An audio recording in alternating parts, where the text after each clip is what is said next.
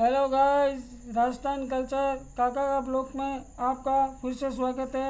आज हम आपको बहुत ही अच्छी कहानी सुनाने वाले हैं वीर बालक चंड की। तो गाइस चलते हैं, आप और हम ये कहानी सुनते हैं। इस कहानी से हमें बहुत अच्छा संदेश प्राप्त होने वाला है। चित्तौड़ के राज सिंहासन पर उस समय राणा लाखा विराजमान थे। अपने पराक्रम से युद्ध में दिल्ली के बादशाह लोधी को उन्होंने पराजित किया था। उनकी कीर्ति चारों ओर फैल रही थी। राणा के पुत्रों में चंड सबसे बड़े थे और गुणों में भी ये श्रेष्ठ थे। जोधपुर के राठौर नरेश रणमल जी ने राजकुमार चंड के साथ अपनी पुत्री का विवाह करने के लिए चित्तौड़ नारियल भेजा। जिस समय जोधपुर से नारियल लेकर ब्राह्मण राजसभा में पहुंचा, राजकुमार चंद वहाँ नहीं थे। ब्राह्मण ने जब कहा कि राजकुमार के लिए मैं नारियल लाया हूँ, तब परिहास में राणा लाखा ने कहा, मैंने तो समझा कि आप इस बूढ़े के लिए नारियल लाए हैं और मेरे साथ खेल करना चाहते हैं। राणा की बात सुनकर सब लोग हंसने लगे। राजकुमार चंद उसी समय राज्यसभा में आ रहे थे। उन्होंने राणा के शब्द सुन लिए थे।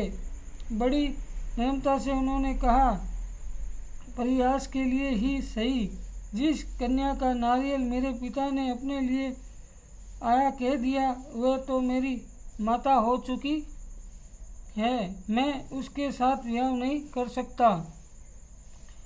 बात बड़ी विचित्र हो गई। नारियल को लौटा देना तो जोधपुर नरेश तथा उनकी निर्दोष कन्या का अपमान करना था। राजकुमार चंद किसी प्रकार ये विवाह कराने को तैयार नहीं होते थे। राणा ने बहुत समझाया, परंतु चंद टस से मस नहीं हुए। जिस पुत्र ने कभी पिता की आज्ञा नहीं टाली, इस प्रकार हट करते देख राजा को क्रोध आ गया। उन्होंने कहा, यह नारियल लौटाया नहीं जा सकता। रणमल का सम्मान करने के लिए इसे मैं स्वयं स्वीकार रहा हूँ, किंतु स्मरण रखो कि यदि इस संबंध से कोई पुत्र हुआ तो चित्तौड़ के सिंहासन पर वही बैठेगा। कुमार चंद को पिता की इस बात से तनिक भी दुख नहीं हुआ। उन्होंने भीष्म पितामह की प्रतिज्ञा के समान प्रतिज्ञा करते हुए कहा, पिताजी, मैं आपके चरणों को छूकर प्रतिज्ञा करता हूँ कि मेरी नई माता से जो पुत्र होगा वही सिंहासन पर बैठेगा और मैं जीवन पर्यंत उनकी भलाई में लगा रहूँगा।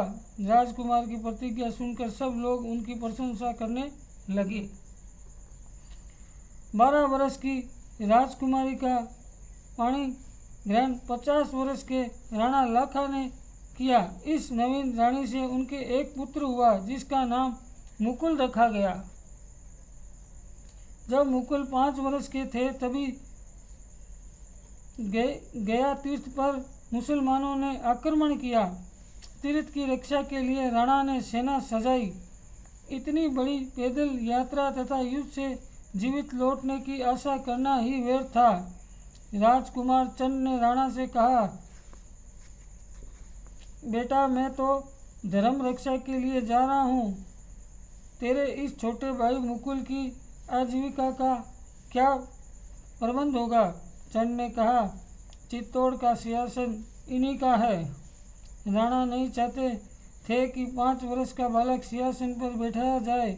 उन्होंने चंद को अनेक प्रकार से समझाना चाहा, परंतु चंद अपनी प्रतिज्ञा पर स्थिर रहे। राणा के सामने ही उन्होंने मुकुल का राज्याभिषेक किया और सबसे पहले स्वयं उनका सम्मान किया। राणा लाखा युद्ध के लिए गए और फिर नहीं लौटे। राजगद्दी पर मुकुल को बिठाकर चंद उनकी ओर से राज्य का प्रबंध करने लगे। उनके सुप्रबंध से प्रजा प्रसन्न एवं संपन्न हो गई। ये सब होने पर भी राजमाता को ये संदेश हो गया कि चंड मेरे पुत्र को हटाकर स्वयं राज्य लेना चाहते हैं। उन्होंने ये बात प्रकट कर दी। जब राजकुमार चंद ने ये बात सुनी तब उन्होंने बड़ा दुख हुआ। वह राजमाताओं के पास गए और बोले, माँ, आपको संतुष्ट करने के लिए चित्तौड़ छोड़ रहा हूँ, किंतु जब भी आपको मेरी सेवा की आवश्यकता हो मैं समाचार पाते ही आ जाऊँगा। चंड के चले जाने पर राजमाता ने जोधपुर से अपने भाई को बुला लिया। पीछे स्वयं रणमल जी भी बहुत से सेवकों के साथ चित्तौड़ आ गए। थोड़े दिनों में उनकी नीयत बदल गई। वे अपने द्वैते को मारकर चित्तौड़ का राज्य हड़प लेने का षड्यंत्र रचने लगे। राजमाता को जब इसका पता लगा वह बहुत दुखी हुई। अब उनका कहीं कोई सहायक नहीं था। उन्होंने बड़े दुख से चंड को पत्र लिखकर क्षमा मांगी और चित्तौड़ को बचाने के लिए बुलाया। संदेश पाते ही चंड अपने प्रयत्न में लग गए। अंत में चित्तौड़ को उन्होंने राठौरों के पंजे से मुक्त कर दिया। रणमल तथा उनके सहायक मारे गए तथा उनके पुत्र बोधाजी भाग गए। कुमार चंड का आजीवन राणा मुकुल की सेवा में लगे रहे। तो गाइस, आज हमने आपको ये बहुत अच्छी कहानी सुनाई। तो गाइस, आज के लिए इतना ही। हमारे चैनल को ज़्यादा से ज़्यादा हाइप करें, कमेंट करें, ताकि हम आपके लिए और भी अच्छा वीडियो बना सके। तो जय भवानी।